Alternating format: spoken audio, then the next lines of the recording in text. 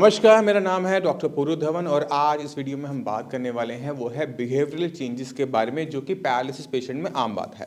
यानी जब किसी को लकवा होता है, ब्रेन स्ट्रोक होता है, तो उसकी सिर्फ हाथ पैर की काम करने की क्षमता नहीं जाती, बल्कि पेशेंट की सोचने समझने का तरीका भी बदल जाता है। कभी कभार हम देखते हैं कि पेशेंट में बहुत सारा गुस्सा आ रहा है, हर बात पे गुस्सा कर रहा है, हर चीज़ पे लड़ रहा है, हर चीज़ पे मारने मुन्ने पे आ जाता है। और कभी कभार हम देखते हैं कि पेशेंट बिल्कुल बच्चे की तरह बिहेव करना शुरू कर देता है, हर चीज़ पे हंसना शुरू कर देता है, बिना वजह रोना शुरू कर देता है। ये सारे के सारे बदलाव हमें लकवे के मरीज के अंदर देखने को मिल सकते हैं और अक्सर इनको देख के घर वाले बहुत ज़्यादा परेशान हो जाते हैं कि कल तक तो ये बिल्कुल ठीक थे, लकवे में तो हमें ये पता है कि हाथ पैर काम करना बंद करता है, बट ये जो बिहेवियरल चेंजेस है वो क्यों हो रहा है, कहीं पेशेंट डिप्रेशन में तो नहीं, ऐसा बहुत कुछ सोचना शुरू कर देते हैं। तो उसी को आज हम गहराई से समझने की कोशिश करेंगे, जिससे हम अपने पेशेंट का ध्यान अच्छे तरीके से रख पाए। तो पहली चीज़, जब ब्रेन में क्लॉट आया था, नस फटी थी, तो ब्रेन के एक हिस्से को नुकसान पहुंचा था। अब जिस हिस्से को नुकसान पहुंचा है उस हिसाब से हमें सिम्टम देखने को मिलते हैं। यानी हर एक लकवा का पेशेंट दूसरे पेशेंट से अलग होता है, क्योंकि जहाँ नुकसान हुआ है वो एरिया अलग अलग, उसके वजह से उसके जो सिम्टम्स हैं, लक्षण हैं, वो भी अलग अलग। कुछ कॉमन देखने को मिलते हैं, कुछ अनकॉमन देखने को मिलते हैं। जैसे हाथ पैर का काम ना करना एक कॉमन सिम्टम है, बट बिहेवियरल चेंजेस एक अलग सिम्टम होता है। कभी कभी पेशेंट को मैथ्स में, बोलने में, वर्ड्स को समझने में भी दिक्कत देखने को मिल जाती है।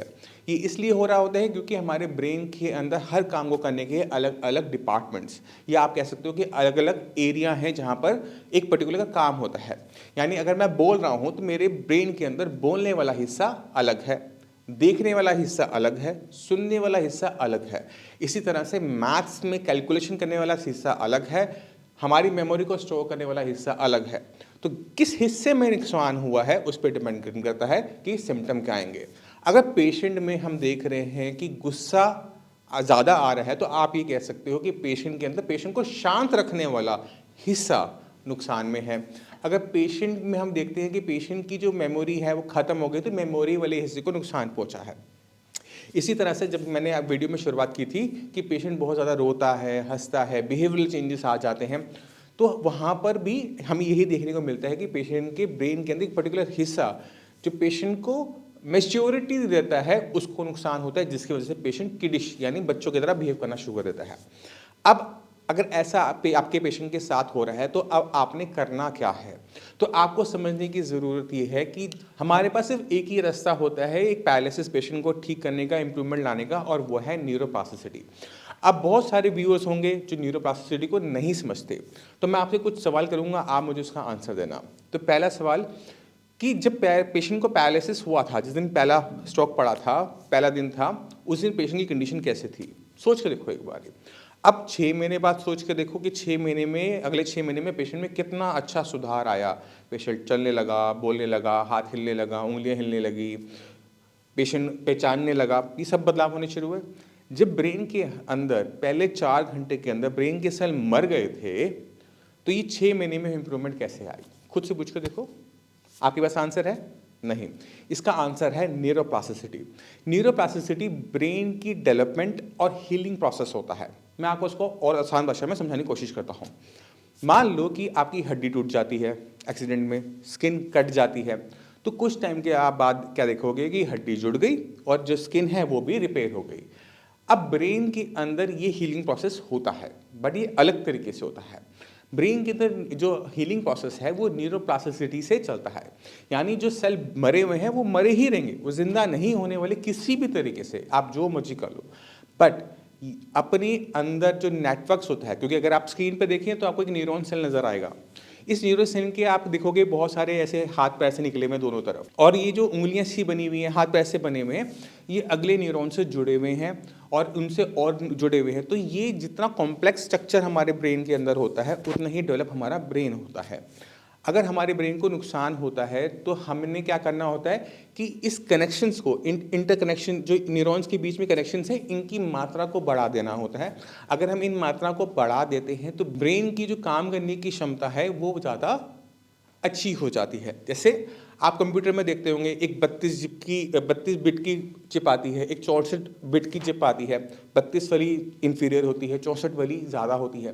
ये 32 और 64 क्या है? अगर आप थोड़ा बहुत कंप्यूटर को समझते हो तो आप समझ जाओगे कि कितने कनेक्शंस वो बनाता है, वो उसको हम बिट कहते हैं।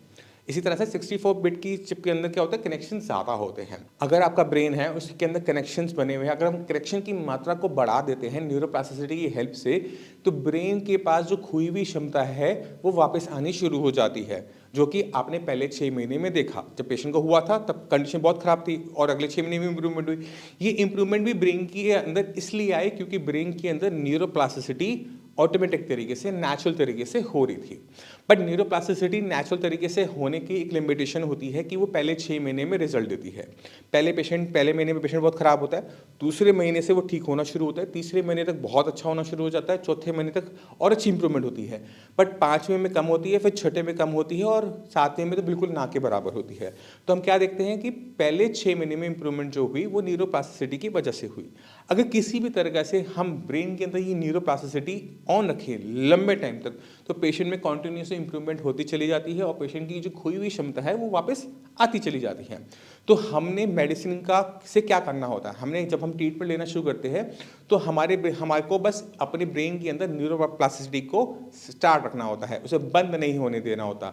तो क्या होता रहता है कि ब्रेन में इंप्रूवमेंट होती चली जाएगी और पेशेंट के अंदर जो रुकी हुई क्षमताएं हैं, जो काम नहीं कर पा रहा, जो बिहेवियरल चेंज हो रहे हैं, जो उसे गुस्सा बहुत आ रहा है, जो वो उसका हाथ स्टिफ हो रहा है, उसकी हाथ तक चल नहीं पा रहे, उंगलियां हिल नहीं पा रही, बोल नहीं पा रहा, कोई भी दिक्कत हो वो ऑटोमेटिक तरीके से सॉल्व होनी शुरू हो जाती है क्योंकि ब्रेन के अंदर डेवलपमेंट हो रही होती है। इसी वजह से न्यूरोप्लास्टिसिटी को बहुत ज़्यादा ध्यान दिया जाता है। दूसरी इंपॉर्टेंट चीज़ जो पैरालिसिस पेशेंट में होती है वो है ऑक्यूपेशनल थेरेपी।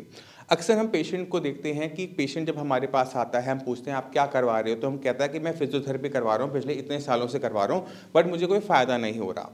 अब आपको फिजियोथेरेपी और ऑक्यूपेशनल थेरेपी के बीच में फ़र्क को भी समझना पड़ेगा। फिजियोथेरेपी का मतलब होता है कि जो आपकी मसल्स के लिए, आपकी बोन्स के लिए, आपकी टेंडन्स के लिए, लिगामेंट्स के लिए जो एक्सरसाइज है वो है फिजियोथेरेपी। बट अगर मैं कहूँ ये एक्सरसाइज आपको ब्रेन के लिए कुछ हो तो उसको हम कहते हैं ऑक्यूपेशनल थेरेपी। यानी हम अपने ब्रेन को ट्रेन करते हैं किसी पर्टिकुलर काम के अंदर। यानी अगर मुझे पैरों से चलना है तो मैं बैठ के या लेट के एक्सरसाइज नहीं करूँगा, मैं खड़े होकर सिर्फ चलूँगा, क्योंकि जब मैं चलूँगा तो मेरे अंदर जो गलतियाँ निकलेंगी चलने में, मैं उसको देखूँगा भी सही। और जब मैं देख रहा हूँ कि मेरा पैर गलत जा रहा है, टेढ़ा पड़ रहा है, वैसे वजन नहीं जा रहा, ठीक से नहीं पड़ रहा, तो क्या होता है मेरा ब्रेन इसको इम्प्रोवाइज़ करता है और जैसे जैसे इम्प्रोवाइजेशन आती है हमारी कंडीशन बेटर होती है।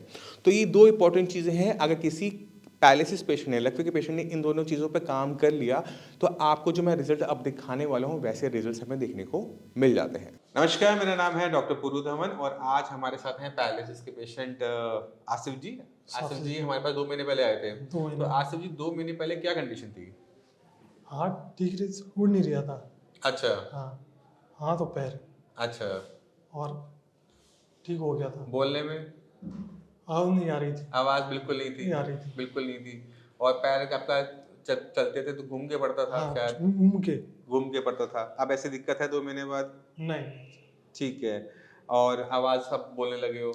अब बोलने लगे। अब अगर आप इनकी आवाज सुन रहे हो तो ये पिछले ही 2 महीने में आई है।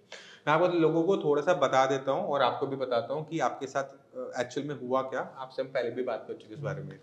तो जब आपका ये हुआ था क्लॉट की वजह से। क्लॉट की वजह से आपके जो दिमाग के अंदर खून का जो फ्लो था ना वो रुक गया था, जिसकी वजह से ब्रेन के जो हिस्से आपके राइट साइड के हाथ पैर को चलाते हैं, जो आपको आवाज देते हैं, वो उन्होंने काम करना कर दिया बंद। उसमें जब मेडिसिन स्टार्ट करी तो वो जो हिस्सा जो बंद था वो उसने अपने अंदर डेवलपमेंट की है। जो चीज़ मर गई थी वो अभी भी मरी हुई है। अच्छा। वो ठीक नहीं होने वाली। बट ब्रेन के पास अपनी खूबी होती है न्यूरोप्लास्टिसिटी की। उस न्यूरोप्लास्टिसिटी की हेल्प से आपकी आवाज़ वापस आई है, आपका हाथ अब पूरा घूमने लगा है, अब आप चलने लायक हो गए हो। ठीक है, तो अभी सिर्फ 2 महीने हुए हैं। उम्मीद करते हैं कि अगले 2-4 महीने के अंदर जो हाथ पैर में जो थोड़ी बहुत जो दिक्कत रह गई है, आवाज़ में थोड़ी बहुत दिक्कत रह गई, वो भी खत्म हो जाएगी। ठीक है, तो बाकी जो मरीज हैं पैरालिसिस के, उनको क्या एडवाइस करना चाहोगे? साई संजीवनी एक बार माइक के पास रख के बोलो उसको एक बारी। इसको हाथ में पकड़ो, अब बोलो। साई समूह से सही रहे हैं। सही से ट्रीटमेंट ले। ठीक है, आप खुश हो ट्रीटमेंट से? 2 महीने की ट्रीटमेंट से? बहुत बढ़िया। बहुत बढ़िया।